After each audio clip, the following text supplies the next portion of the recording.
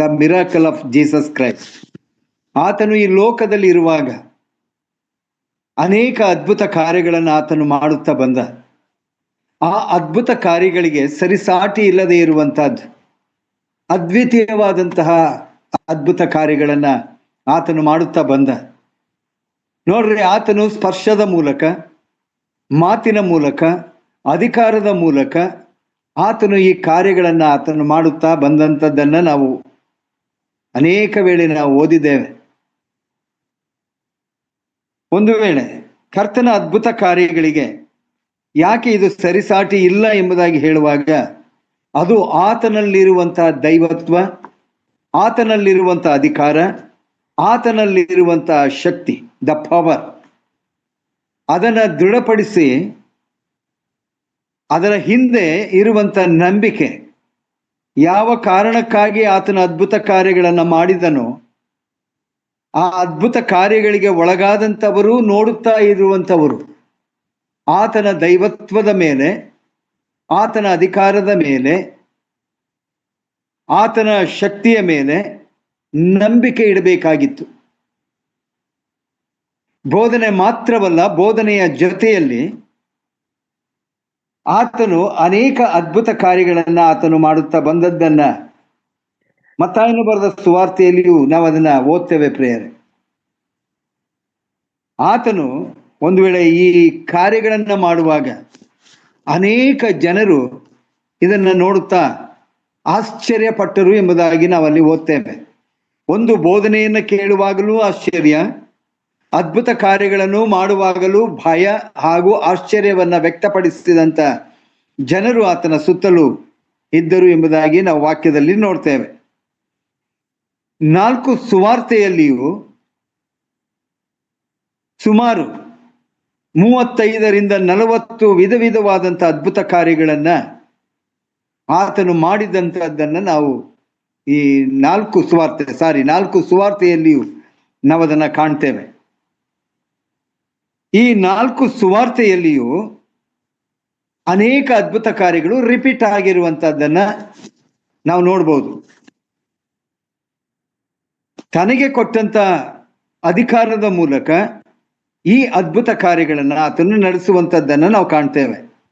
ಸ್ವತಃ ಯೇಸು ಸ್ವಾಮಿಯೇ ಹೇಳಿದಂತ ಮಾತು, ಮತ್ತಾಯನು ಬರೆದ ಸುವಾರ್ತೆ 28ನೇ ಅಧ್ಯಾಯ 18ನೇ ವಚನದಲ್ಲಿ ಆತನು ಹೀಗೆ ಹೇಳ್ತಾನೆ, ಪರಲೋಕದಲ್ಲಿಯೂ ಭೂಲೋಕದಲ್ಲಿಯೂ ಎಲ್ಲ ಅಧಿಕಾರವು ನನಗೆ ಕೊಡಲ್ಪಟ್ಟಿದೆ ಎಂಬುದಾಗಿ. ಮತ್ತೊಮ್ಮೆ ಓದ್ತೇನೆ, ಪರಲೋಕದಲ್ಲಿಯೂ, ಪರಲೋಕ ರಾಜ್ಯವನ್ನ ಕುರಿತು ಆತನು ಸಾರಿ ಹೇಳುವಾಗ ಅಲ್ಲಿಯವರೆಗೂ ಕೇಳದೇ ಇರುವಂತ ಸಂಗತಿಗಳನ್ನ, ಒಂದು ವೇಳೆ ಅನ್ಯರಾಗಿರುವಂಥವರು, ಗ್ರೀಕರು, ಯಹೂದ್ಯರು, ಇವರೆಲ್ಲರೂ ಒಂದು ವೇಳೆ ಪರಲೋಕ ರಾಜ್ಯದ ಕುರಿತಾಗಿ ಆತನು ಹೇಳುವಾಗ ಇಲ್ಲಿಯವರೆಗೂ ಕೇಳದೇ ಇರುವಂಥವರು ಆಶ್ಚರ್ಯಪಟ್ಟರು, ಆತನನ್ನ ಹಿಂಬಾಲಿಸಿದರು.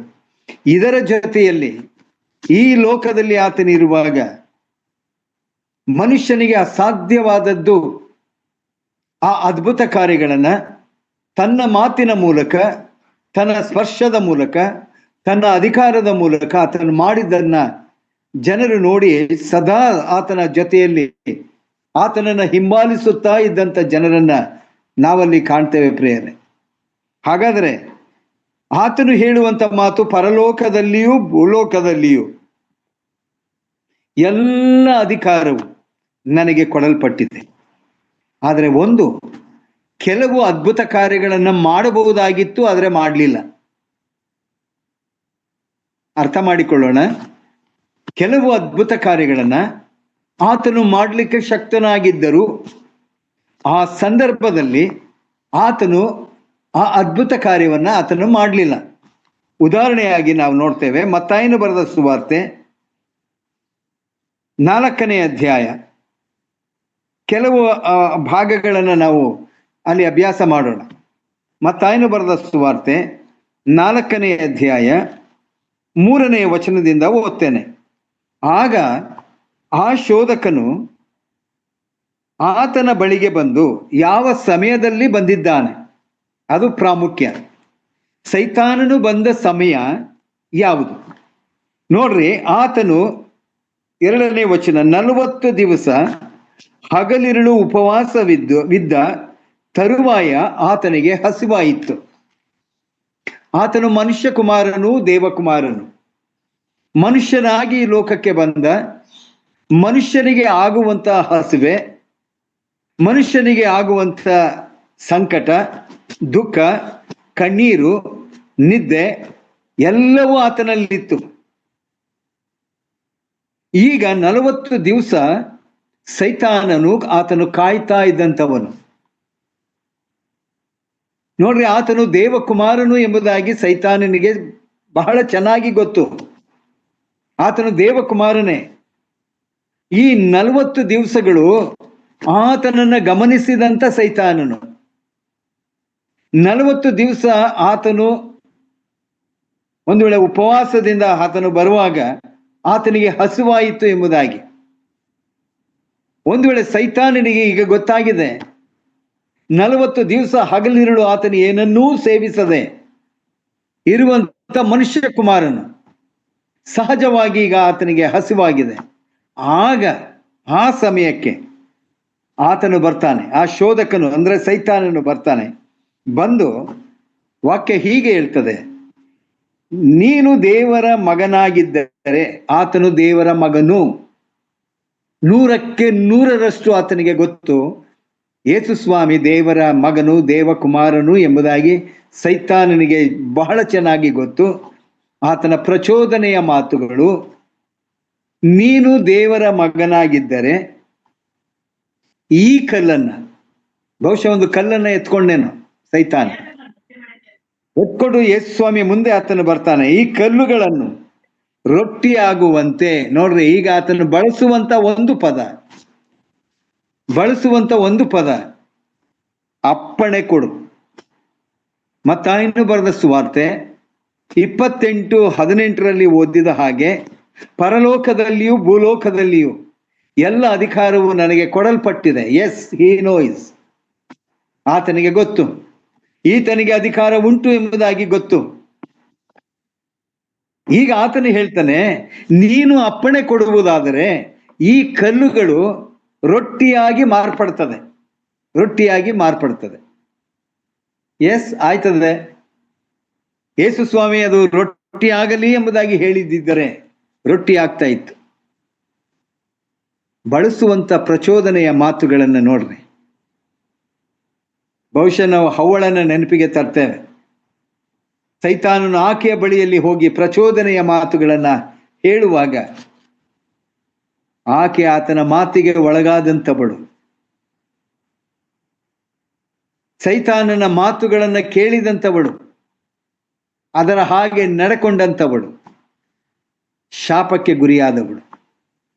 ಯೇಸು ಸ್ವಾಮಿಗೆ ಅಧಿಕಾರ ಉಂಟು.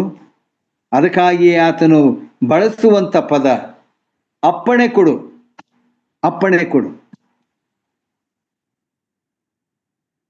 ಬಹುಶಃ ಯೇಸು ಸ್ವಾಮಿಗೆ ಹಸುವಾಗಿದೆ, ಆತನಿಗೆ ಆಹಾರ ಬೇಕಾಗಿದೆ. ತನಗೆ ಬೇಕಾದಂತ ಆಹಾರವನ್ನ ತಾನು ಪಡ್ಕೊಳ್ಳಿಕ್ಕೆ ಶಕ್ತನಾಗಿರುವಂತವನು ಆತನು. ಸೈತಾನನ ಮಾತಿಗೆ ಒಳಗಾದಂಥವನಲ್ಲ, ಸೈತಾನನ ಮಾತಿಗೆ ಆತನು ತನ್ನ ಕ್ರಿಯೆಯನ್ನು ನಡೆಸುವಂತವನಲ್ಲ. ಆತನು ಸೈತಾನನನ್ನ ಜಯಿಸಿದಂಥವನು, ಆತನ ಮಾತನ್ನ ಲೆಕ್ಕಿಸದೇ ಇರುವಂತವನು.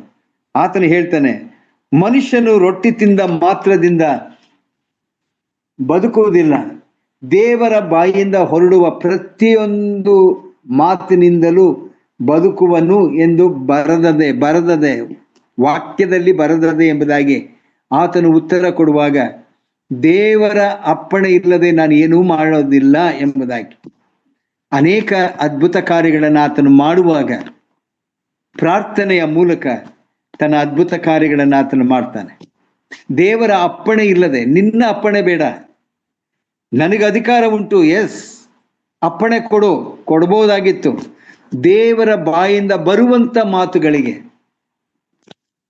ನಾನು ಒಳಗಾಗ್ತೇನೆ ಹೊರತು ನಿನ್ನ ಮಾತಲ್ಲ. ಮತ್ತೆ ದೇವರ ಬಾಯಿಂದ ಬರುವಂತ ಪ್ರತಿಯೊಂದು ಮಾತುಗಳ ಮೂಲಕ ಆತನು ನಮ್ಮನ್ನು ಬದುಕಿಸುವಂತವನು. ಮಾಡಬಹುದಾಗಿತ್ತು, ಆತನು ಮಾಡಲಿಲ್ಲ. ಒಂದು ವೇಳೆ ಆ ಅದ್ಭುತವನ್ನ ಮಾಡುವುದಕ್ಕೆ ಆತನಿಗೆ ಶಕ್ತಿ ಇತ್ತು, ಆದರೆ ಆತನು ಮಾಡಲಿಲ್ಲ ಪ್ರಿಯರೇ. ಹೀಗೆ ಇನ್ನೂ 2 ಸಂಗತಿಗಳನ್ನ ಆತನು ಹೇಳ್ತಾನೆ. ಆದರೆ ಸೈತಾನನನ್ನ ಜಯಿಸಿದಂತ ದೇವರು ಆ ಅದ್ಭುತ ಕಾರ್ಯಗಳನ್ನ ಮಾಡಬಹುದಾಗಿದ್ದರೂ ಆತನು ಮಾಡಲಿಲ್ಲ. 2ನೇ ಸಂಗತಿ ನಾವು ನೋಡುವಾಗ the scope of Jesus miracles. The scope of Jesus miracles. ಅನೇಕ ಕ್ಷೇತ್ರಗಳಲ್ಲಿ, ಅನೇಕ ವಿಧವಾದಂಥ ಸಂಗತಿಗಳಲ್ಲಿ ಕ್ರಿಸ್ತನು ಅದ್ಭುತ ಕಾರ್ಯಗಳನ್ನ ಆತನು ಮಾಡಿದ. ಅದರಲ್ಲಿ ಪ್ರಾಮುಖ್ಯವಾದಂಥ 7 ಸಂಗತಿಗಳನ್ನ ನಾವು ಕಾಣ್ತೇವೆ ಪ್ರಿಯರೇ. ವಿಧವಾದಂಥ, ನಾನೀಗಾಗಲೇ ಹೇಳಿದೆ, ಸುಮಾರು 4 ಸುವಾರ್ತೆಗಳಲ್ಲಿ ಅನೇಕ ಅದ್ಭುತ ಕಾರ್ಯಗಳು ರಿಪೀಟ್ ಆಗಿವೆ. ಸುಮಾರು 35ರಿಂದ 40 ಅದ್ಭುತ ಕಾರ್ಯಗಳು ದಾಖಲಾಗಿರುವಂಥದ್ದನ್ನು ನಾವು ಕಾಣಬಹುದು. ಯಾವುದರ ಮೇಲೆ, ಹೇಗೆ ಆತನು ಮಾಡಿದ, ಇದನ್ನು ನಾವು ಆಲೋಚನೆ ಮಾಡುವಾಗ, ಒಂದು ಓವರ್ ನೇಚರ್, ಪ್ರಕೃತಿಯ ಮೇಲೆ ತನ್ನ ಅಧಿಕಾರವನ್ನ ಸ್ಥಾಪಿಸಿದಂಥ ಕರ್ತನು. 2ನೇದಾಗಿ ಓವರ್ ಡೆವಿಲ್ಸ್, ದೆವ್ವಗಳ ಮೇಲೆ ಅಥವಾ ದುರಾತ್ಮಗಳ ಮೇಲೆ ಅಧಿಕಾರವನ್ನು ನಡೆಸಿ ಅದ್ಭುತ ಕಾರ್ಯಗಳನ್ನು ಮಾಡಿದಂಥವನು. 3ನೇದಾಗಿ ಓವರ್ ಡಿಸೀಸಸ್, ಅನಾರೋಗ್ಯದ ಮೇಲೆ ಅಥವಾ ರೋಗಗಳ ಮೇಲೆ ಅದ್ಭುತ ಕಾರ್ಯಗಳನ್ನು, ತನ್ನ ಅಧಿಕಾರವನ್ನ ಸ್ಥಾಪಿಸಿದಂಥದೇ ಕರ್ತನು. 4ನೇದಾಗಿ ಓವರ್ ಡೆತ್, ಮರಣದ ಮೇಲೆ ಅದ್ಭುತ ಕಾರ್ಯಗಳನ್ನು ಮಾಡಿದಂಥವನು. 5ನೇದಾಗಿ ಮಿಸ್ಲೇನಿಯನ್ಸ್, ಇತರ ಸಣ್ಣ ಪುಟ್ಟ ಅದ್ಭುತ ಕಾರ್ಯಗಳನ್ನು ಆತನು ಮಾಡಿದ. ತನ್ನ ಬೋಧನೆಯ ಜೊತೆಯಲ್ಲಿ ಆ ಗುಂಪಿನ ಮಧ್ಯದಲ್ಲಿ ಕೆಲವು ಅದ್ಭುತ ಕಾರ್ಯಗಳನ್ನು ಆತನು ಮಾಡಿದ. ಬಹಳ ಪ್ರಾಮುಖ್ಯವಾದಂಥ ಒಂದು ಅದ್ಭುತ ಕಾರ್ಯ, ಹಿಸ್ ಓನ್ ರಿಸರೆಕ್ಷನ್. ಸ್ವತಃ ಆತನ ಪುನರುತ್ಥಾನ, ಮರಣವನ್ನ ಜಯಿಸುವುದರ ಮೂಲಕ, ಸಮಾಧಿಯನ್ನ ಜಯಿಸುವುದರ ಮೂಲಕ ಆ ಅದ್ಭುತ ಕಾರ್ಯಗಳನ್ನ ಮಾಡಿದಂಥವನು. 6 ಸಂಗತಿಗಳು ನಾವು ಆತನ ಅದ್ಭುತ ಕಾರ್ಯಗಳನ್ನ ನಾವು ನೋಡ್ಬೋದು. ಆದರೆ ಪ್ರತಿ ಅದ್ಭುತ ಕಾರ್ಯದ ಹಿಂದೆ ಕರ್ತನ ಉದ್ದೇಶ ಉಂಟು, ಕರ್ತನ ಯೋಜನೆ ಉಂಟು. ಸುಮ್ಮನೆ ಆತನು ಅದ್ಭುತ ಕಾರ್ಯಗಳನ್ನ ಮಾಡಿದವನಲ್ಲ. ಒಂದು ಉದ್ದೇಶ, ಆತನು ಆ ಒಂದು ಕಾರ್ಯವನ್ನ ಮಾಡಲಿಕ್ಕೆ ಅದರ ಹಿಂದೆ ಒಂದು ಆತನ ದೈವತ್ವ, ಆತನ ಶಕ್ತಿ, ಆತನ ಪ್ರಭುತ್ವ, ಹಾಗೆ ಆತನ ಅಧಿಕಾರ. ಇದನ್ನ ನೋಡುವಂಥವರು, ಅದಕ್ಕೆ ಒಳಗಾಗುವಂಥವರು ಈ ನಂಬಿಕೆಯನ್ನ ದೃಢಪಡಿಸಿಕೊಳ್ಳಬೇಕಾಗಿತ್ತು. ಜನರು ಆತನನ್ನ ಹಿಂಬಾಲಿಸುವಂತ ಉದ್ದೇಶ ನಾನಾ ರೀತಿಯಲ್ಲಿತ್ತು. ರೋಗಿಗಳು ಆತನನ್ನ ಹಿಂಬಾಲಿಸ್ತಾ ಇದ್ರು. ವಾಕ್ಯ ಕೇಳಬೇಕೆಂಬುದಾಗಿ ಅನೇಕ ಜನರು ಆತನನ್ನ ಹಿಂಬಾಲಿಸ್ತಾ ಇದ್ರು. ತಪ್ಪುಗಳನ್ನ ಕಂಡು ಹಿಡಿಲಿಕ್ಕಾಗಿಯೇ ಕೆಲವರು ಆತನನ್ನ ಹಿಂಬಾಲಿಸ್ತಾ ಇದ್ರು. ಅದೆಲ್ಲವೂ ಆತನಿಗೆ ಗೊತ್ತುಂಟು. ಆದರೆ ಆತನ ಉದ್ದೇಶ, ಆತನ ಆಲೋಚನೆಗಳು, ತನಗೆ ಕೊಟ್ಟಂತ ಅಧಿಕಾರದ ಮೂಲಕ ತನ್ನ ದೈವತ್ವವನ್ನು ತಿಳ್ಕೊಳ್ಬೇಕೆಂಬುದಾಗಿ ಬಯಸಿದಂಥವನು ಕರ್ತನು ತಾನೇ ಆಗಿದ್ದಾನೆ. ಈಗ ಮೊದಲನೇದಾಗಿ ದ ಮಿರಾಕಲ್ ಓವರ್ ನೇಚರ್, ಆತನ ಅದ್ಭುತ ಕಾರ್ಯ ಪ್ರಕೃತಿಯ ಮೇಲೆ ಆಗಿರುವಂತಹದ್ದು. 3 ಸುವಾರ್ತೆಯಲ್ಲಿ ನಾವು ಇದನ್ನ ಕಾಣ್ತೇವೆ ಪ್ರಿಯರೇ. 3 ಸುವಾರ್ತೆ. ಮತ್ತಾಯನು ಬರೆದ ಸುವಾರ್ತೆ 8ನೇ ಅಧ್ಯಾಯ 23ರಿಂದ 27 ಒಂದನೇದು. ಮಾರ್ಕನು ಬರೆದ ಸುವಾರ್ತೆಯಲ್ಲಿ ಅದೇ ಸಂಗತಿಗಳು 4ನೇ ಅಧ್ಯಾಯ 35 ವಚನದಿಂದ 41ನೇ ವಚನದವರೆಗೂ, ಲೂಕನು ಬರೆದ ಸುವಾರ್ತೆ 8ನೇ ಅಧ್ಯಾಯ 22ರಿಂದ 25. ಬಹುಶಃ ಯಾರಾದರೂ ಇದ್ರೆ ನೀವು ಗುರುತು ಹಾಕಿಕೊಳ್ಳ್ರಿ. ಮತ್ತಾಯ 8ನೇ ಅಧ್ಯಾಯ 23ರಿಂದ 27, ಮಾರ್ಕನು ಬರೆದ ಸುವಾರ್ತೆ 4ನೇ ಅಧ್ಯಾಯ 35ರಿಂದ 41, ಲೂಕನು ಬರೆದ ಸುವಾರ್ತೆ 8ನೇ ಅಧ್ಯಾಯ 22ರಿಂದ 25. ಮೊದಲನೇದಾಗಿ ಮತ್ತಾಯನು ಬರೆದ ಸುವಾರ್ತೆ, ಅದರಲ್ಲಿ ಬರೆದಂತ ಸಂಗತಿಗಳು ಯಾವುದು ಅನ್ನುವಂಥದ್ದನ್ನ ನಾವು ನೋಡೋಣ. ಆತನ ದೋಣಿಯನ್ನು ಹತ್ತಿದಾಗ ಆತನ ಶಿಷ್ಯರು ಆತನ ಹಿಂದೆ ಹೋದರು. ಅವರು ಹೋಗುತ್ತಿರುವಾಗ ಸಮುದ್ರವು ಅಲ್ಲಕಲ್ಲೋಲವಾಗಿ ದೋಣಿಯು ತೆರೆಗಳಿಂದ ಮುಚ್ಚಿ ಹೋಯಿತು. ಆದರೆ ಆತನು ನಿದ್ದೆ ಹತ್ತಿ ಮಲಗಿದ್ದನು. ಅವರು ಹತ್ತಿರ ಬಂದು ಆತನನ್ನು ಎಬ್ಬಿಸಿ, ಸ್ವಾಮಿ, ಕಾಪಾಡು ಅನ್ನಲಾಗಿ ಆತನು ಅಲ್ಪ ವಿಶ್ವಾಸಿಗಳೇ ಇಡುತ್ತೀರಿ ಎಂದು ಹೇಳಿ ಗಾಳಿಯನ್ನು ಗದರಿಸಿದನು. ಆಗ ಶಾಂತವಾಯಿತು. ಆ ಜನರು ಹೋಗಿ, ಈತನು ಎಂತವನಾಗಿರಬಹುದು, ಸಮುದ್ರವೂ ಸಹ ಈತನು ಹೇಳಿದ ಹಾಗೆ ಕೇಳುತ್ತವಲ್ಲ ಅಂದರು. ನಾನು 7 ಸಂಗತಿಗಳನ್ನ ಇಲ್ಲಿ ಭಾಗ ಮಾಡಿಕೊಂಡಿದ್ದೇನೆ. ಒಂದು, ಸಮುದ್ರವು ಅಲ್ಲೋಲ ಕಲ್ಲೋಲವಾಯಿತು. The great tempest in the sea. ಅಲ್ಲಕಲ್ಲೋಲ ಅಂತಂದರೆ ಇವತ್ತು ನಾವು ನೋಡ್ತೇವೆ ಚಂಡಮಾರುತ. ಚಂಡಮಾರುತ ಭಯಂಕರವಾದಂಥ ಒಂದು ಸಂಗತಿ. ಒಂದು ವೇಳೆ ಅದರ ಜೊತೆಯಲ್ಲಿ, ಮಳೆಯ ಜೊತೆಯಲ್ಲಿ ಬಿರುಗಾಳಿ ಬೀಸುವಂತಹದ್ದು. ನಾವು ಟಿವಿಯಲ್ಲಿ ನೋಡುವಾಗ ಇಷ್ಟು ಕಿಲೋಮೀಟರ್ ವೇಗದಲ್ಲಿ ಗಾಳಿ ಬೀಸ್ತಾ ಇದೆ ಎಂಬುದಾಗಿ ನಾವು ನೋಡಿದ್ದೇವೆ. ಅಲ್ಲಕಲ್ಲೋಲ ಆಗುವಂತಹದ್ದು ನಾವು ಗಮನಿಸಿದ. ಒಂದು ವೇಳೆ ಟಿವಿಯಲ್ಲಿ ನಾವು ಅದನ್ನು ನೋಡುವಾಗ ನಿಜವಾದ ಅದೆಷ್ಟು ಭಯಂಕರ. ಮಳೆಯ ಜೊತೆಯಲ್ಲಿ ಬಿರುಗಾಳಿಯ ಜೊತೆಯಲ್ಲಿ ಆ ತೆರೆಗಳು, ಸಮುದ್ರದ ತೆರೆಗಳು ಅಪ್ಪಳಿಸುವಂತಹ ಸಂಗತಿಗಳು ನಾವು ನೋಡಿದ್ದೇವೆ. ಹಾಗೆ ಅದನ್ನು ನೆನಪು ಮಾಡಿಕೊಳ್ಳ್ರಿ, ಅಥವಾ ತುಫಾನು ಎಂಬುದಾಗಿ ಹೇಳ್ತೇವೆ. ನೋಡ್ರಿ, ಇಲ್ಲಿ ಕಾಮನ್ ಆಗಿರುವಂತಹದ್ದು ದೋಣಿ. ಯಾವ ತರ ಹಡಗಲ್ಲ, ದೋಣಿ. ಕೆಲವು ಜನರು ಮಾತ್ರ ಪ್ರಯಾಣ ಮಾಡಲಿಕ್ಕೆ ಇರುವಂತಹ ಒಂದು ದೋಣಿ. ದೋಣಿಯಲ್ಲಿ ಯಾವ ಭದ್ರತೆಯೂ ಇರುವುದಿಲ್ಲ. ಇವತ್ತಿನ ಆಧುನಿಕವಾದ ಯುಗದಲ್ಲಿ ಹಡಗನ್ನ ನೋಡುವಾಗ ಬಹಳ ತಾಂತ್ರಿಕ ಕಥೆಯಿಂದ ಆತನು ಬಹಳ ಆಧುನಿಕವಾದಂಥ ರೀತಿಯಲ್ಲಿ ವಿನ್ಯಾಸವಾದಂಥ ಹಡಗುಗಳು. ಹಡಗಿನ ಪಕ್ಕ ಕೆಲವು ದೋಣಿಗಳು ಸಹ ಹೋಗ್ತವೆ. ಅವು ಸಹ ಬಹಳ ಒಂದು ವೇಳೆ ತಂತ್ರಗಳಿಂದ ಕೂಡಿದಂತಹ ಒಂದು ದೋಣಿಯಾಗಿರ್ತದೆ. ಬಟ್ ಆವತ್ತಿನ ದಿವಸದಲ್ಲಿ ಯಾವ ಭದ್ರತೆಯೂ ಇಲ್ಲದೆ ಇರುವಂತ ಈ ದೋಣಿ, ಅದರಲ್ಲಿ ಪ್ರಯಾಣ ಮಾಡುವಾಗ ಇಂಥ ಒಂದು ತುಫಾನು ಅಥವಾ ಚಂಡಮಾರುತ ಹಾಗೂ ಬಿರುಗಾಳಿ, ಈ ಬಿರುಗಾಳಿಯ ಮೂಲಕ ಸಮುದ್ರ ಅಲ್ಲಕಲ್ಲೋಲವಾದಂಥ ಸಂಗತಿಗಳನ್ನು ನೋಡುವಾಗ ತೆರೆಯಿಂದ ಮುಚ್ಚಿ ಹೋಯಿತು. ಹೇಗಿತ್ತು ದೋಣಿ ನಮಗೆ ಗೊತ್ತಿಲ್ಲ ಪ್ರಿಯರೇ, ಆದರೆ ಬಹಳ ಸಣ್ಣದಾದಂಥ ದೋಣಿ. ಶಿಷ್ಯರು ಹಾಗೂ ಯೇಸು ಸ್ವಾಮಿ ಇರುವಂತ ಈ ದೋಣಿ ತೆರೆಯಿಂದ ಮುಚ್ಚಿ ಹೋಯಿತು ಎಂಬುದಾಗಿ ಹೇಳುವಾಗ ಅಪ್ಪಳಿಸ್ತಾ ಇದೆ. ತೆರೆಗಳು ಆ ದೋಣಿಯ ಮೇಲೆ ಅಪ್ಪಳಿಸುವಂಥದ್ದನ್ನ ಕಾಣ್ತೇವೆ.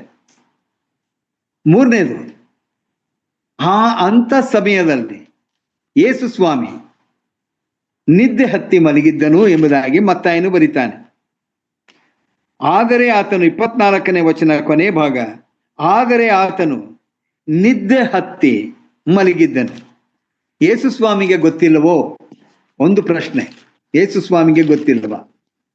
ತುಫಾನು ಅಥವಾ ಚಂಡಮಾರುತ ಆಯ್ತಾ ಇದೆ, ಅಲ್ಲಕಲ್ಲೋಲವಾಗ್ತಾ ಇದೆ ಸಮುದ್ರ, ಚೆನ್ನಾಗಿ ಗೊತ್ತು. ನಿದ್ದೆ ಮಾಡುತ್ತಿದ್ದನು ಎಂಬುದಾಗಿ ಅಲ್ಲಿ ಬರೆಯಲ್ಪಟ್ಟಿದೆ.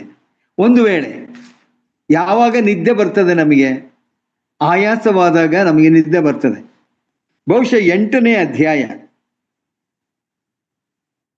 ಇಲ್ಲಿಯವರೆಗೂ 7ನೇ ಅಧ್ಯಾಯದವರೆಗೂ ಪರ್ವತ ಪ್ರಸಂಗವನ್ನ ಮಾಡಿದಂತ, ಕಂಟಿನ್ಯೂಸ್ ಆಗಿ ಬೋಧನೆಯನ್ನ ಮಾಡಿದಂತ ಯೇಸು ಸ್ವಾಮಿ. ಈ ಪರ್ವತ ಪ್ರಸಂಗ 5ರಿಂದ 7ನೇ ಅಧ್ಯಾಯದವರೆಗೂ ಪರ್ವತ ಪ್ರಸಂಗ ಎಂಬುದಾಗಿ ನಾವು ಹೇಳ್ತೇವೆ.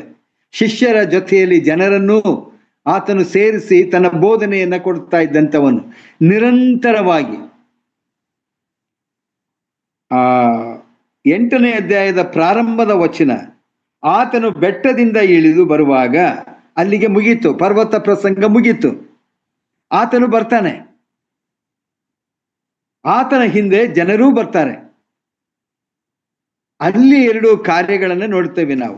ಅಂದರೆ ನೋ ರೆಸ್ಟ್, ವಿಶ್ರಾಂತಿಗೆ ಅವಕಾಶವೇ ಇಲ್ಲ. ಆತನು ಮನುಷ್ಯ ಕುಮಾರನು. ಹೇಗೆ 40 ದಿವಸ ಆದ ನಂತರ ಆತನಿಗೆ ಹಸುವಾಯಿತೋ, ಹಾಗೆ ಈಗ ಆತನಿಗೆ ವಿಶ್ರಾಂತಿ ಇಲ್ಲದೆ ಆಯಾಸವಾಗಿದೆ. ಬಹುಶಃ ನಾವು ಹಾಗೆ ಅಂದುಕೊಳ್ಳೋಣ, ಆತನಿಗೆ ಆಯಾಸವಾಗಿದೆ. ದೋಣಿಯನ್ನ ಹತ್ತಿದಾಗ ಆತನಿಗೆ ನಿದ್ದೆ ಬಂದಿದೆ, ಆತ ನಿದ್ದೆ ಮಾಡ್ತಾ ಇದ್ದಾನೆ. ಆದರೆ ಹಿ ನೋಸ್, ಆತನಿಗೆ ಗೊತ್ತಿದೆ, ಸಮುದ್ರ ಅಲ್ಲೋಲ ಕಲ್ಲೋಲವಾಗ್ತಾ ಇದೆ ಎಂಬುದಾಗಿ ಗೊತ್ತಿದೆ, ತೆರೆಗಳಿಂದ ಮುಚ್ಚಿ ಹೋಗ್ತಾ ಇದೆ ಎಂಬುದಾಗಿ ಆತನಿಗೆ ಗೊತ್ತಿದೆ. ಆತನು ನಿದ್ದೆ ಮಾಡ್ತಾ ಇದ್ದಾನೆ ಎಂಬುದಾಗಿ ಅಲ್ಲಿ ಬರೆಯಲ್ಪಟ್ಟಿದೆ. ಎಸ್, ಹಾಗೆ ತಿಳ್ಕೊಳ್ಳೋಣ, ನಿದ್ದೆ ಮಾಡ್ತಾ ಇದ್ದಾನೆ. 4ನೇದು ಶಿಷ್ಯರ ಪರಿಸ್ಥಿತಿ. ಬಹಳ ಭೀತರಾಗಿದ್ದಾರೆ, ಭಯದಿಂದಿದ್ದಾರೆ. ಒಂದು ಆಲೋಚನೆ ಮಾಡೋಣ ಪ್ರಿಯರೇ. ಯೇಸು ಸ್ವಾಮಿ ಗಲಿಲಾಯ ತೀರದಲ್ಲಿ ಆತನು ತಿರುಗಾಡುವಾಗ ತನಗೆ ಶಿಷ್ಯರು ಬೇಕೆಂಬುದಾಗಿ ಬಯಸಿದಂತ ಯೇಸು ಸ್ವಾಮಿ ಅಲ್ಲಿ ನೋಡುವಾಗ 2 ಶಿಷ್ಯರು ಆತನಿಗೆ ಸಿಗ್ತಾರೆ.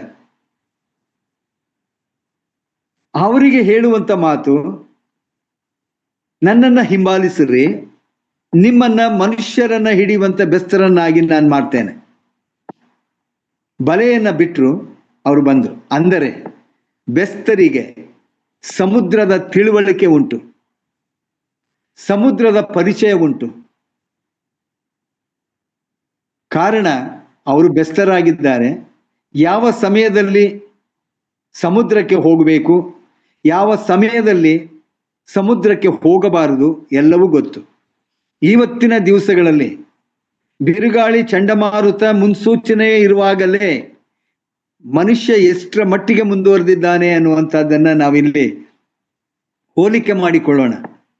ಚಂಡಮಾರುತ ಅಪ್ಪಳಿಸ್ತದೆ. ಈಗ ಭಾರತ ದೇಶದ ಒಂದು ವೇಳೆ ಬಂಗಾಳ ಕೊಲ್ಲಿ ಆಗಿರ್ಬೋದು, ಅರಬ್ಬಿ ಸಮುದ್ರ ಆಗಿರ್ಬೋದು, ಅಲ್ಲಿ ಚಂಡಮಾರುತ ಉಂಟಾಗ್ತದೆ. ಎಲ್ಲೋ ಹುಟ್ಟಿ ಆ ಗಾಳಿ ಈ ಕಡೆ ಬೀಸುವಾಗ ಇಷ್ಟೇ ವೇಗದಲ್ಲಿ ಬೀಸ್ತಾ ಇದೆ, ಮಳೆ ಇಷ್ಟೇ ರಭಸವಾಗಿ ಬೀಳ್ತದೆ, ಸಮುದ್ರ ಅಲ್ಲೋಲ ಕಲ್ಲೋಲವಾಗ್ತದೆ.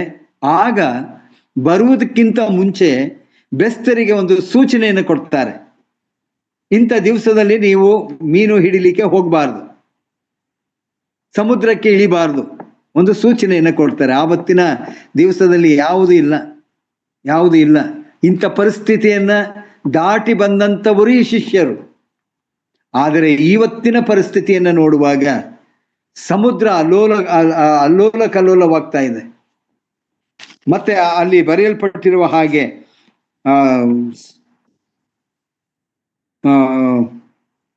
ತೆರೆಗಳಿಂದ ಮುಚ್ಚಿ ಹೋಗಿದೆ. ಅವರಿಗೆ ಬಹಳ ಭಯವಾಗಿದೆ, ಅವರ ಪರಿಸ್ಥಿತಿ ಚಿಂತಾಜನಕವಾಗಿದೆ. ಆದರೆ ಅಲ್ಲಿ ನೋಡುವಾಗ ಯೇಸು ಸ್ವಾಮಿ ಮಲಗಿದ್ದಾನೆ. ಅವರ ಪರಿಸ್ಥಿತಿ ಒಂದು ವೇಳೆ ಬೇಸರಿಕೆಯ ಪರಿಸ್ಥಿತಿ, ಒಂದು ವೇಳೆ ಬೇಜಾರಿನ ಪರಿಸ್ಥಿತಿ ಆಗಿದೆ. ನಾವಿಷ್ಟೆಲ್ಲ ಕಷ್ಟಪಡ್ತಾ ಇದ್ದೀವಲ್ಲ, ಆತನಾದರೂ ನಿದ್ದೆ ಮಾಡ್ತಾ ಇದ್ದಾನೆ. ಇಲ್ಲಿಯವರೆಗೂ ಆತನ ಬೋಧನೆಯನ್ನ ಕೇಳಿದರು, ಅನೇಕ ಕಾರ್ಯಗಳನ್ನ, ಅದ್ಭುತ ಕಾರ್ಯಗಳನ್ನು ಅವರು ನೋಡಿದ್ದಾರೆ. ಈತನು ಯಾರು ಎಂಬುದಾಗಿ ಒಂದು ವೇಳೆ ಇನ್ನೂ ತಿಳ್ಕೊಳ್ಳದೆ ಇರುವಂತವರು ಶಿಷ್ಯರಾಗಿದ್ದಾರೆ. ಈಗ ಅವರ ಚಿಂತಾಜನಕವಾದಂಥ ಸ್ಥಿತಿಯಲ್ಲಿ ಬಂದು ಆತನನ್ನ ಎಬ್ಬಿಸುವಂತಹದ್ದು. ಯೇಸು ಒಂದು ವೇಳೆ 5ನೇದಾಗಿ ಯೇಸು ಅವರನ್ನ ಗದರಿಸಿದ, ಎದ್ದ ಯೇಸು ಸ್ವಾಮಿಯನ್ನ ಎಬ್ಬಿಸಿದರು. ಯೇಸು ಸ್ವಾಮಿ ಎದ್ರು. ಮೊದಲು ಆತನು ಮಾಡಿದ್ದು ಅವರನ್ನ ಗದರಿಸಿದ. ಯಾರನ್ನ ಗದರಿಸಬೇಕಾಗಿತ್ತು? ಹೊರಗಡೆ ನೋಡುವಾಗ ತೆರೆಗಳು, ಗಾಳಿ ಎಲ್ಲವನ್ನ ಗದರಿಸಬೇಕಾಗಿತ್ತು. ಆದರೆ ಅದನ್ನ ಬಿಟ್ಟು ಯೇಸು ಸ್ವಾಮಿ ಅವರನ್ನ ಗದರಿಸಿದ. ಅಲ್ಪ ವಿಶ್ವಾಸಿಗಳು ಎಂಬುದಾಗಿ ಹೇಳಿದ. ಅಲ್ಪ ವಿಶ್ವಾಸಿಗಳು, ನಂಬಿಕೆ ಇಲ್ಲದೆ ಇರುವಂಥವರು, ನಿಮ್ಮ ಜೊತೆಯಲ್ಲಿ ನಾನಿದ್ದರೂ ನೀವು ಭಯಪಟ್ಟಂಥವರು, ಯಾಕೆ ಧೈರ್ಯಗೆಡುತ್ತೀರಿ? ಯಾಕೆ ಧೈರ್ಯಗೊಳ್ತೀರಿ? ಯಾಕೆ ಮಾತಾಡಿದ್ದಾನೆ? ಮುಂದೆ ನೋಡೋಣ. ಆಮೇಲೆ ಎದ್ದು ಗಾಳಿಯನ್ನ, ಸಮುದ್ರವನ್ನ ಗದರಿಸಿದ. ಅವರನ್ನ ಗದರಿಸಿದ ನಂತರ ಸಮುದ್ರವನ್ನು, ಗಾಳಿಯನ್ನು ಗದರಿಸಿದ್ದನ್ನು ನಾವಲ್ಲಿ ನೋಡ್ತೇವೆ. ಗದರಿಸಿದ ತಕ್ಷಣ ಎಲ್ಲವೂ ಶಾಂತವಾಯಿತು. ಎಲ್ಲವೂ ಶಾಂತವಾಯಿತು. ಇಲ್ಲಿ ಮಾರ್ಕನು ಬರೆದ ಸುವಾರ್ತೆಗೆ ಬರೋಣ. ಮಾರ್ಕನು ಬರೆದ ಸುವಾರ್ತೆ 4ನೇ ಅಧ್ಯಾಯ. ನಾನು ಯಾಕೆ ಓದಿಸ್ತಾ ಇದ್ದೀನಿ ಅಂತಂದ್ರೆ, ಏನಾದ್ರೂ ವ್ಯತ್ಯಾಸವಿದೆಯಾ ಮತ್ತಾಯನು ಬರೆಯುವುದಕ್ಕೂ ಮಾರ್ಕನು ಬರೆಯುವುದಕ್ಕೂ? ಏನಾದರೂ ವ್ಯತ್ಯಾಸ ಉಂಟಾ ನೋಡೋಣ. 4ನೇ ಅಧ್ಯಾಯ 35ನೇ ವಚನ, ಅಲ್ಲಿಂದ ನಾವು ಓದ್ತೇವೆ. ಆ ಹೊತ್ತು ಸಾಯಂಕಾಲವಾದಾಗ, ಮತ್ತಾಯನು ಆ ರೀತಿಯಾಗಿ ಬರೆದಿಲ್ಲ. ಮತ್ತಾಯನು ಬರೆಯುವಾಗ ಆತನು ದೋಣಿಯನ್ನು ಹತ್ತಿದಾಗ ಎಂಬುದಾಗಿ ಅಲ್ಲಿ ಬರೆಯಲ್ಪಟ್ಟಿದೆ. ಮಾರ್ಕನು ಬರಿತಾನೆ, ಆ ಹೊತ್ತು ಸಾಯಂಕಾಲವಾದದ್ದರಿಂದ. ಸಮಯ ಸಾಯಂಕಾಲ. ಒಂದು. ಎರಡನೇದಾಗಿ ಅಲ್ಲಿಯೂ ಬರೆಯಲ್ಪಟ್ಟಿದೆ, ಮಾರ್ಕನು ಬರಿತಾ ಇದ್ದಾನೆ, ದೊಡ್ಡ ಬಿರುಗಾಳಿ ಇದೆ ಅಂತ. ದೊಡ್ಡ ಬಿರುಗಾಳಿ ಇಲ್ಲಿ ಬರೆಯಲ್ಪಟ್ಟಂತ ಮಾತು. ಆಮೇಲೆ ತೆರೆಗಳು, 37ನೇ ವಚನ, ತೆರೆಗಳು ಆ ದೋಣಿಗೆ ಬಡಿದು ಒಳಗೆ ನುಗ್ಗಿದ್ದರಿಂದ. ಮತ್ತಾಯನು ಬರೆಯುವಾಗ ತೆರೆಗಳಿಂದ ಮುಚ್ಚಿ ಹೋಯಿತು ಎಂಬುದಾಗಿ, ಮುಚ್ಚಿ ಹೋಯಿತು. ಮಾರ್ಕನು ಬರಿತಾನೆ, ತೆರೆಗಳಿಂದ, ಒಂದು ವೇಳೆ ಆ ದೋಣಿಗೆ ಬಡಿದು ಒಳಗೆ ನುಗ್ಗಿದ್ದರಿಂದ, ಅಂದರೆ ನೀರು ನುಗ್ಗಿದ್ದರಿಂದ ಆ ದೋಣಿ ಯೇಸು ಸ್ವಾಮಿ ಇದ್ದಂತ ಆ ದೋಣಿ ಆಗಲೇ ತುಂಬುವುದಕ್ಕೆ ಬಂದಿತ್ತು. ತುಂಬಿದ್ರೆ ಏನಾಯ್ತದೆ ಗೊತ್ತು? ಮುಳುಗೋಯ್ತದೆ. ಅಂದ್ರೆ ಅರ್ಧ ತುಂಬೋಗಿದೆ ಅಂತ ಅರ್ಥ. ತುಂಬಕ್ಕೆ ಬಂತು. 4 ಕ್ಷಮಿಸಿ, ಆ ದೋಣಿಯೊಳಗೆ ನೀರು ತುಂಬುವಂತದ್ದು. 5, ಯೇಸು ದೋಣಿಯ ಹಿಂಭಾಗದಲ್ಲಿ ನಿದ್ದೆ ಮಾಡುತ್ತಿದ್ದನು. ಮತ್ತಾಯನು ಬರೆಯುವಾಗ ಆ ರೀತಿಯಾಗಿ ಆತನು ಬರೆದಿಲ್ಲ, ನಿದ್ದೆ ಹತ್ತಿ ಮಲಗಿದ್ದನು ಎಂಬುದಾಗಿ. ಹಿಂಭಾಗದಲ್ಲಿ, ಒಂದು ವೇಳೆ ದೋಣಿಯ ಹಿಂಭಾಗ ಒಂದು ಪ್ರತ್ಯೇಕವಾದಂತ ಒಂದು ಸ್ಥಳ, ಅಲ್ಲಿ ಆತನು ಮಲಗಿದ್ದಾನೆ. ಬಹುಶಃ ದೋಣಿಯ ವಿನ್ಯಾಸವನ್ನ ಆತನು ಬರಿತಾ ಇದ್ದಾನೆ. ದೋಣಿಯ ಮುಂಭಾಗದಲ್ಲಿ ಇವರೆಲ್ಲರೂ ಶಿಷ್ಯರಿದ್ದಾರೆ, ಹಿಂಭಾಗದಲ್ಲಿ ಒಂದು ಪ್ರತ್ಯೇಕವಾದಂತ ಸ್ಥಳ, ಆ ಸ್ಥಳದಲ್ಲಿ ಯೇಸು ಸ್ವಾಮಿ ನಿದ್ದೆ ಮಾಡ್ತಾ ಇದ್ದಾನೆ. ಹೇಗೆ? ಹಿಂಭಾಗದಲ್ಲಿ ತಲೆ ದಿಂಬನ್ನು ಹೊರಗೆ ನಿದ್ದೆ ಮಾಡುತ್ತಿದ್ದನು. 6ನೇದು, ಶಿಷ್ಯರು ಆತನನ್ನು ಎಬ್ಬಿಸುತ್ತಿದ್ದಾರೆ. ಒಂದು ರೀತಿ ಅವರಿಗೆ ಬೇಸರಿಕೆ. ಈಗಾಗಲೇ ನಾ ಹೇಳಿದ ಹಾಗೆ ನಮ್ಮ ಪರಿಸ್ಥಿತಿ ಹೀಗಿರ್ಬೇಕಾದ್ರೆ ಈತನು ಆರಾಮವಾಗಿ ನಿದ್ದೆ ಮಾಡ್ತಾ ಇದ್ದಾನೋ ಎಂಬುದಾಗಿ. 7ನೇದಾಗಿ ನೋಡ್ರಿ, ಆತನನ್ನ ಎಬ್ಬಿಸಿದರು. ಹೇಳುವಂತ ಮಾತು, ಗುರುವೇ ನಾವು ಮುಳುಗಿ ಹೋಗುವುದರಲ್ಲಿ ನಿನಗೆ ಚಿಂತೆ ಇಲ್ಲವೇ? ಪ್ರಿಯರೇ, ಒಂದು ಆಲೋಚನೆ ಮಾಡೋಣ. ಶಿಷ್ಯರನ್ನ ಆತನು ಕರೆದ, ತನ್ನ ಕಾರ್ಯಗಳನ್ನ ಅವರು ನೋಡಬೇಕು, ತಾನು ಮಾಡುವಂತ ಬೋಧನೆಯನ್ನು ಅವ್ರು ಕೇಳಬೇಕು. ಅದರ ಹಾಗೆ ಮುಂದೆ ಅವರಿಗೆ ದೊಡ್ಡ ಜವಾಬ್ದಾರಿಯನ್ನ ಹೊರಿಸಬೇಕೆಂಬುದಾಗಿ ಯೇಸು ಸ್ವಾಮಿ ಈ ಶಿಷ್ಯರನ್ನ ಆತನ ಆಯ್ಕೆ ಮಾಡಿಕೊಂಡ, ಅವರನ್ನ ಪ್ರೀತಿ ಮಾಡಿದ, ಜೊತೆಯಲ್ಲೇ ಅವರನ್ನ ಇಟ್ಟುಕೊಂಡ, ತಾನು ಮಾಡುವಂತ ಒಂದೊಂದು ಕಾರ್ಯಗಳನ್ನ ಅವರಿಗೆ ತೋರಿಸಿದ. ಈಗ ಸಮುದ್ರದಲ್ಲಿ ಅವರು ಪ್ರಯಾಣ ಮಾಡುವಾಗ, ಇಂಥ ಪರಿಸ್ಥಿತಿಯಲ್ಲಿರುವಾಗ ಅದನ್ನು ನೆನಪು ಮಾಡಿಕೊಂಡಂತ ಶಿಷ್ಯರು ಕೇಳ್ತಾರೆ, ನಾವು ಮುಳುಗಿ ಹೋಗುವುದರಲ್ಲಿ ನಿನಗೆ ಚಿಂತೆ ಇಲ್ಲವೇ? ನಾವು ಸಮುದ್ರದಲ್ಲಿ ಮೀನು ಹಿಡಿತಾ ನಮ್ಮ ಜೀವನವನ್ನ ನಡೆಸ್ಕೊಂಡಿದ್ವಿ. ನೀನು ನಮ್ಮನ್ನ ಕರೆದು ಮನುಷ್ಯರನ್ನ ಹಿಡಿಯುವಂತ ಬೆಸ್ತರನ್ನಾಗಿ ನಿಮ್ಮನ್ನು ಮಾಡ್ತೇನೆ ಎಂಬುದಾಗಿ ನಮ್ಮನ್ನ ಕರೆದೇ ಅಲ್ಲ, ಇವತ್ತು ನಾವು ಮುಳುಗಿ ಹೋಗ್ತಾ ಇದ್ದೇವೆ. ನಿನಗೆ ಆ ಬಗ್ಗೆ ಆಲೋಚನೆ ಇಲ್ಲವಾ? ನಿನಗೆ ಆ ಬಗ್ಗೆ ಚಿಂತೆ ಇಲ್ಲವಾ ಎಂಬುದಾಗಿ ಅವ್ರು ಅವರಾಗಿದ್ದಾರೆ. ಪ್ರಶ್ನೆ ಮಾಡ್ತಾ ಇದ್ದಾರೆ, ಗುರುವೇ, ನಾವು ಮುಳುಗಿ ಹೋಗುವುದರಲ್ಲಿ ನಿನಗೆ ಚಿಂತೆ ಇಲ್ಲವೇ? 8, ಗಾಳಿಯನ್ನು ಗದರಿಸಿದ. ಅಲ್ಲಿ ಮೊದಲು ಶಿಷ್ಯರನ್ನ ಗದರಿಸಿದ, ಇಲ್ಲಿ ಗಾಳಿಯನ್ನು ಗದರಿಸಿದ. ಗದರಿಸು ಮೀನ್ಸ್ ಬೆದರಿಸುವಂತಹದ್ದು. ಸಮುದ್ರಕ್ಕೆ ಆತನು ಹೇಳಿದ, ಸುಮ್ಮನಿರು, ಮೊರೆ ಇಡಬೇಡ ಎಂದು ಅಪ್ಪಣೆ ಮಾಡಿದ. ನೋಡ್ರಿ, ಮಾರ್ಕನು ಬರೆಯುವಾಗ ಆತನ ಅಧಿಕಾರ, ಆತನ ಶಕ್ತಿ, ಆತನ ದೈವತ್ವ, ಆತನ ಪ್ರಭುತ್ವವನ್ನ ಕುರಿತು ಆತನು ಬರಿತಾ ಇದ್ದಾನೆ. ಏನಂತ?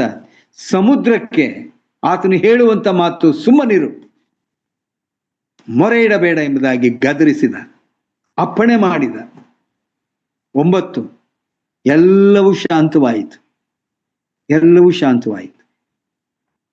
ಅದಾದ ನಂತರ ಶಿಷ್ಯರನ್ನ ಗದರಿಸಿದ. ಈ ಕಾರ್ಯ ಮಾಡಿದ ನಂತರ ಶಿಷ್ಯರನ್ನ ಗದರಿಸಿದ. ಏನಂತ? ಯಾಕೆ ಧೈರ್ಯಗೆಡುತ್ತೀರಿ?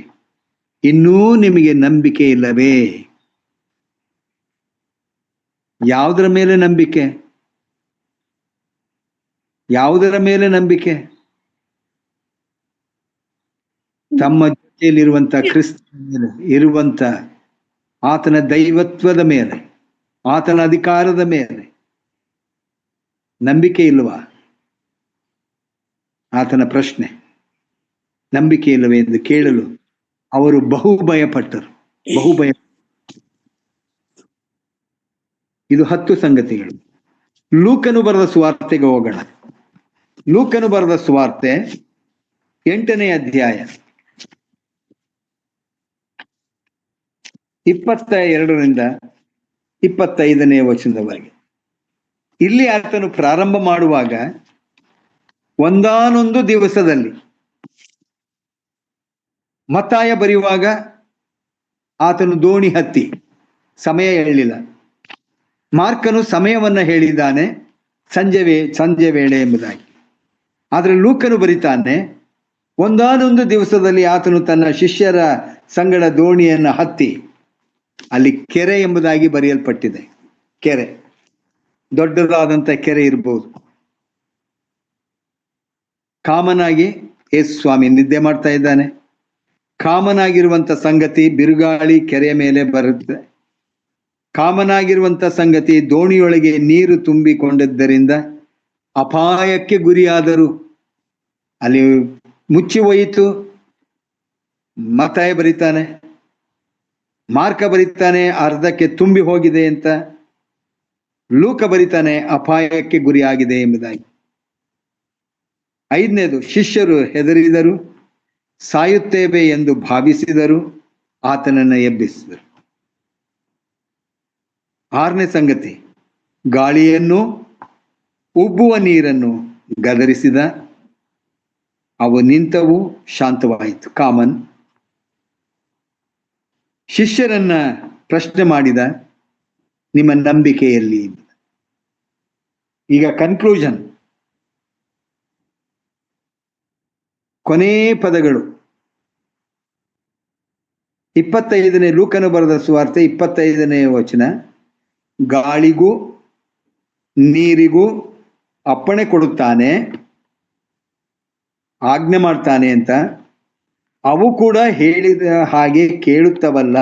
ಅವು ಕೂಡ ಅಂದ್ರೆ ಸಮುದ್ರವು, ಗಾಳಿಯು ಈತನು ಹೇಳಿದ ಹಾಗೆ ಕೇಳ್ತವಲ್ಲ ಎಂದು ಒಬ್ಬರಿಗೊಬ್ಬರು ಮಾತಾಡಿಕೊಂಡು ಆಶ್ಚರ್ಯಪಟ್ಟರು. ಮಾರ್ಕನು ಬರಿತಾನೆ 41ನೇ ವಚನ, ಈತನು ಯಾರಿರಬಹುದು? ಗಾಳಿಯೂ ಸಮುದ್ರವೂ ಸಹ ಈತನು ಹೇಳಿದ ಹಾಗೆ ಕೇಳುತ್ತವಲ್ಲ ಎಂದು ತಮ್ಮ ತಮ್ಮೊಳಗೆ ಮಾತಾಡಿಕೊಂಡರು. ಮತ್ತಾಯನು ಬರಿತಾನೆ, ಈತನು ಎಂಥವನಾಗಿರಬಹುದು? ಗಾಳಿಯೂ ಸಮುದ್ರವೂ ಸಹ ಈತನು ಹೇಳಿದ ಹಾಗೆ ಕೇಳುತ್ತವಲ್ಲ ಅಂದರು. ಪ್ರಿಯರೇ, ದ ಮಿರಾಕಲ್ ಓವರ್ ನೇಚರ್. ಯೇಸು ಸ್ವಾಮಿ ಒಂದು ತಿಳ್ಕೊಳ್ಳೋಣ, ಆತನು ದೋಣಿ ಒಳಗೆ ಇರುವಂತವನು. ಹೊರಗಡೆ ಸಮುದ್ರ ಅಲ್ಲೋಲ ಕಲ್ಲೋಲವಾಯ್ತಾ ಇದೆ, ಭಯಂಕರವಾದಂಥ ಗಾಳಿ ಬೀಸ್ತಾ ಇದೆ. ಶಿಷ್ಯರ ಪರಿಸ್ಥಿತಿ ಸಾಯುವ ಹಾಗೆ, ಶಿಷ್ಯರ ಪರಿಸ್ಥಿತಿ ಚಿಂತಾಜನಕವಾಗಿದೆ. ಯೇಸು ಸ್ವಾಮಿ ಎದ್ದ, ಗದರಿಸಿದ, ಶಿಷ್ಯರನ್ನು ಗದರಿಸಿದ. ಈ 3 ಸುವಾರ್ತೆಯಲ್ಲಿ ಅನೇಕ ಸಂಗತಿಗಳು ರಿಪೀಟ್ ಆಗಿವೆ, ಸಾಮಾನ್ಯವಾದಂಥ ಸಂಗತಿಗಳು ಅಡಕವಾಗಿವೆ. ಆದರೆ ಕೆಲವು ವ್ಯತ್ಯಾಸಗಳನ್ನು ನಾವು ಕಾಣ್ತೇವೆ. ಯಾವ ವ್ಯತ್ಯಾಸ? ಎಲ್ಲವೂ ಒಂದೇ. ದೋಣಿಯಲ್ಲಿ ಯೇಸು ಸ್ವಾಮಿ ಇದ್ದಾನೆ, ಹೊರಗಡೆಯಲ್ಲಿ ಸಮುದ್ರ, ಗಾಳಿ ಭಯಂಕರವಾದಂಥ ಸ್ಥಿತಿಯಲ್ಲಿದೆ. ಯೇಸು ಸ್ವಾಮಿ ನಿದ್ದೆ ಮಾಡ್ತಾ ಇದ್ದಾನೆ, ಆತನನ್ನು ಎಬ್ಬಿಸಿದರು. ಗಾಳಿಯನ್ನು, ಸಮುದ್ರವನ್ನು ಗದರಿಸಿದ, ಅವು ಶಾಂತವಾಯಿತು. ಶಾಂತವಾದಾಗ ಶಿಷ್ಯರು ಆಶ್ಚರ್ಯ ಪಡ್ತಾರೆ. ಗಾಳಿಯನ್ನು, ಸಮುದ್ರವನ್ನು ಗದರಿಸಿದ ನಂತರ ಅವರು ಹೇಳುವಂತ ಮಾತು, ಅವುಗಳು ಈತನು ಹೇಳಿದ ಹಾಗೆ ಕೇಳುತ್ತವಲ್ಲ ಎಂಬುದಾಗಿ ಆಶ್ಚರ್ಯಪಟ್ಟರು. ಈತನು ಯಾರಿರಬಹುದು? ಇದು ಪ್ರಶ್ನೆ. ಈತನು ಯಾರಿರಬಹುದು? ಈ 3 ಸುವಾರ್ತೆಯಲ್ಲಿ ದ ಮಿರಾಕಲ್ ಓವರ್ ನೇಚರ್, ನಮ್ಮ ಜೀವಿತದಲ್ಲಿ ಇದನ್ನು ಹೇಗೆ ಅಳವಡಿಸಿಕೊಳ್ಳಲಿಕ್ಕೆ ಸಾಧ್ಯ? ನಮ್ಮ ಆತ್ಮಿಕ ಜೀವಿತಕ್ಕೆ ಈ ಸಂಗತಿಗಳು ಹೇಗೆ ಅಳವಡಿಸಿಕೊಳ್ಳಲಿಕ್ಕೆ ಸಾಧ್ಯ? ನಮ್ಮ ಮೇಲೆ ಆತನ ಅದ್ಭುತ ಕಾರ್ಯವನ್ನು ಮಾಡಿಲ್ಲವೋ? ಈ ಪ್ರಶ್ನೆಯೊಡನೆ ನನ್ನ ಮುಂದಿನ ಸಂದೇಶವನ್ನು ನಿಮಗೆ ನಾನು ಹೇಳಲಿಕ್ಕೆ ಇಷ್ಟಪಡ್ತೇನೆ. ಪ್ರಿಯರೇ, ನೆನಪು ಮಾಡಿಕೊಳ್ಳ್ರಿ, ಇದರ ಹಿಂದೆ ನಂಬಿಕೆ, ಆತನ ದೈವತ್ವ, ಆತನ ಪ್ರಭುತ್ವ, ಆತನಿಗೆ ಸರಿಸಾಟಿ ಇಲ್ಲದೆ ಇರುವಂಥ ಕಾರ್ಯಗಳು ಯಾವುದೂ ಇಲ್ಲ. ನಮ್ಮ ಜೀವಿತ ಈ ಕಾರ್ಯಕ್ಕೆ, ಆತನು ಮಾಡಿದಂಥ ಈ ಕಾರ್ಯಕ್ಕೆ ಅಳವಡಿಸಿಕೊಳ್ಳುವುದು ಹೇಗೆ? ಮುಂದಿನ ಸಂದೇಶದಲ್ಲಿ ನಿಮ್ಮ ಜೊತೆಯಲ್ಲಿ ಹಂಚಿಕೊಳ್ಳಿಕ್ಕೆ ಇಷ್ಟಪಡ್ತೇನೆ. ಕರ್ತನ ಈ ವಾಕ್ಯಗಳನ್ನು ಆಶೀರ್ವದಿಸಲಿ. ಆಮೇನ್.